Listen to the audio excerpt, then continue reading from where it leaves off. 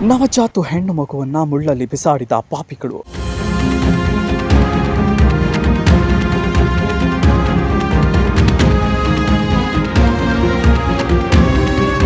ಮಕ್ಕಳೇ ಆಗ್ತಾ ಇಲ್ಲ ಎಂದು ಕೊರಗುವ ಅದೆಷ್ಟೋ ಪಾಲಕರಿದ್ದಾರೆ. ಆದರೆ ಮಗುವಿಗೆ ಜನ್ಮ ನೀಡಿದ ತಕ್ಷಣ ಚೀಲದಲ್ಲಿ ತುಂಬಿ ಮುಳ್ಳಿನ ಕಂಟಿಯಲ್ಲಿ ಎಸೆದು ಹೋಗಿರುವಂತಹ ಅಮಾನವೀಯ ಘಟನೆ ಬಾಗಲಕೋಟೆ ಜಿಲ್ಲೆಯ ವೀರಾಪುರ ಪುನರ್ ವಸತಿ ಕೇಂದ್ರದ ಬಳಿ ನಡೆದಿದೆ.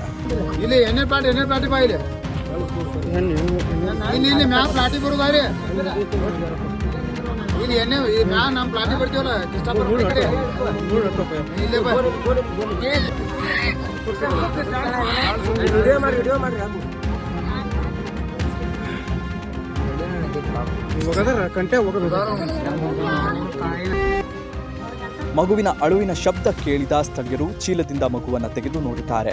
ಹೆಣ್ಣು ಮಗು ಆದದ್ರಿಂದ ಈ ರೀತಿ ಮಾಡಿರಬಹುದು ಎಂಬ ಶಂಕೆ ವ್ಯಕ್ತವಾಗಿದೆ. ಮಗುವಿನ ಅಳು ಹೆಚ್ಚಾಗುತ್ತಿದ್ದಂತೆ ಸ್ಥಳದಲ್ಲಿ ಇದ್ದಂತಹ ಬಾಣಂತಿಯೊಬ್ಬರು ತಮ್ಮ ಎದೆಹಾಲು ನೀಡಿ ಹಾರೈಕೆ ಮಾಡಿದ್ದಾರೆ. ಸದ್ಯ ಬಾಗಲಕೋಟೆ ಜಿಲ್ಲಾ ಮಕ್ಕಳ ರಕ್ಷಣಾ ಇಲಾಖೆಯವರು ಸ್ಥಳಕ್ಕೆ ಬಂದು ಮಗುವನ್ನ ಜಿಲ್ಲಾಸ್ಪತ್ರೆಗೆ ಸ್ಥಳಾಂತರಿಸಲಾಗಿದೆ.